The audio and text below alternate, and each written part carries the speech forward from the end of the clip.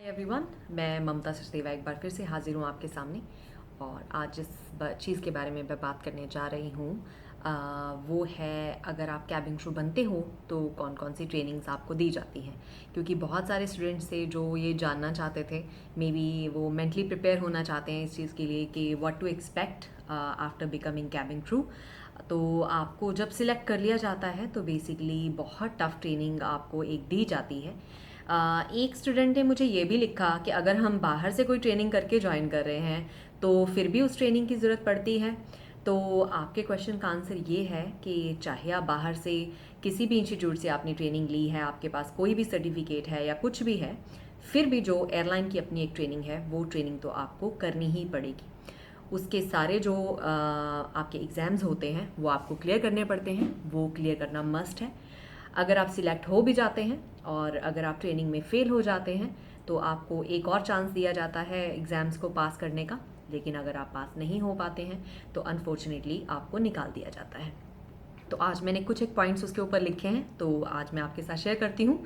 तो सबसे पहले बात आती है कि आपको safety security of the aircraft, जहाज़ के सेफ्टी और सिक्योरिटी फीचर्स क्या होते हैं, डोर कैसे खोलना है, बंद कैसे करना है, इन फ्लाइट एंटरटेनमेंट सिस्टम कैसे चलाना है, जो उनके फ़ोन एयरक्राफ्ट में लगे होते हैं उन पे बात कैसे करना है, अगर वहाँ किचन में आप काम कर रहे हैं कोई भी अगर टेक्निकल फॉल्ट आ जाता है, फ़्लाइट में आपके साथ इंजीनियर्स नहीं होते तो उसको टेम्परेरी फिक्स कैसे करना है, सो ऑन। तो ये सारी चीज़ों के ऊपर एयरलाइंस आपको ट्रेन करती है बेसिकली।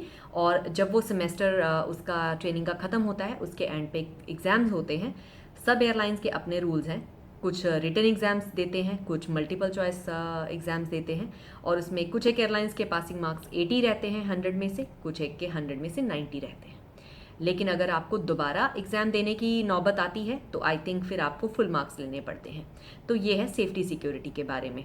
उसके बाद बारी आती है फर्स्ट एड ट्रेनिंग आपको दी जाती है, जिसमें कोई भी अगर फ़्लाइट में पैसेंजर है वो बीमार हो जाते हैं या कोई प्रेग्नेंट लेडी है उसके साथ अगर कोई इश्यूज़ आ रहे हैं या किसी को सिर दर्द हो रहा है, पेट दर्द हो रहा है, दांत में दर्द हो रहा है फ़्लाइट में, या फूड पॉइजनिंग हो जाती है, तो उन सब चीज़ों के ऊपर भी एक कैबिन क्रू होने के नाते डूज एंड डोंट्स कि कहाँ किस हद तक आप उनकी हेल्प कर सकते हो, किस हद तक आप उनकी हेल्प नहीं कर सकते, कौन सी ऐसी दवाइयाँ हैं फ़्लाइट में जो अवेलेबल होती हैं आप यूज़ कर सकते हैं, कुछ एक दवाइयाँ जो होती हैं वो डॉक्टर यूज़ के लिए होती हैं, फ़्लाइट में होती हैं लेकिन आप यूज़ नहीं कर सकते। तो इन सब चीज़ों के ऊपर भी वो आपको ट्रेनिंग देते हैं। उसके बाद बात आती है ग्रूमिंग की। यस, इंटरव्यू डे पे भी आपको वेल ग्रूम्ड होना चाहिए या जो भी व्हाट्स ऑन। लेकिन जब आप सिलेक्ट हो जाते हो तो एयरलाइन अपनी कंपनी के जो ग्रूमिंग स्टैंडर्ड्स हैं, क्या शेड लिपस्टिक का लगाना है, क्या शेड आईलाइनर होना चाहिए या आई शेडोज़ किस कलर के होने चाहिए, किस तरह की ग्रूमिंग चाहिए, आप पोनीटेल बना सकते हैं, आप बन बना सकते हैं, उन सब चीज़ों के ऊपर कंपनी आपको अपने स्टैंडर्ड्स के बारे में भी ब्रीफ करती है। और उसकी भी शायद 1 या 2 दिन की ट्रेनिंग आपकी ग्रूमिंग की रहती है। उसके बाद बारी आती है डेंजरस गुड्स की। अब जहाज़ हवा में है, 40,000 फुट ऊपर है, तो दरवाज़ा बंद करने के बाद आपके पास भागने की कोई जगह नहीं है, तो जो भी सिचुएशन आपके सामने आती है उसको आपने खुद ही फेस करना है। तो डेंजरस गुड्स जो हैं, कुछ एक पैसेंजर्स अपने बैग में, कैबिन बैग में कुछ एक ऐसी चीज़ें ले आते हैं जो डेंजरस गुड्स होती हैं, जो बेसिकली एयरक्राफ्ट में नहीं लानी चाहिए। अगर उनकी वजह से कभी एयरक्राफ्ट में आग लग जाए या कुछ भी प्रॉब्लम हो जाए तो उनके साथ भी कैसे डील करना है उसके ऊपर भी आपको ट्रेनिंग दी जाती है। उसके बाद बारी आती है कम्युनिकेशन स्किल्स की। कम्युनिकेशन स्किल्स नो डाउट जब आप चूज़ होते हैं तो आपके अच्छे होने चाहिए, लेकिन कंपनी आपको अपनी कंपनी के स्टैंडर्ड्स के अकॉर्डिंग, अपने प्रोटोकॉल्स के अकॉर्डिंग भी प्रिपेयर करती है कि अगर कोई भी पैसेंजर फ्लाइट में अगर नाराज़ होता है या उसकी कोई कंप्लेंट होती है तो उसको आप एक कैबिन क्रू होने के नाते कैसे डील करेंगे।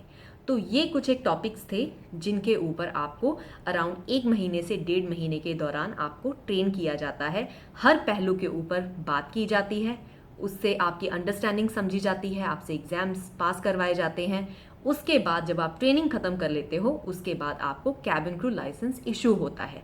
अगर ये ट्रेनिंग आप पास नहीं कर पाओगे तो आपको कैबिन क्रू लाइसेंस इशू नहीं होगा और आप फ्लाई नहीं कर सकते। So thank you so much for listening. और आई होप कि जिन्होंने भी ये क्वेश्चन रेज किया था ये क्वेश्चंस उनके आंसर हो चुके होंगे। So please don't forget to subscribe and share to my channel and I will talk to you later and wish you all the very best. Take care.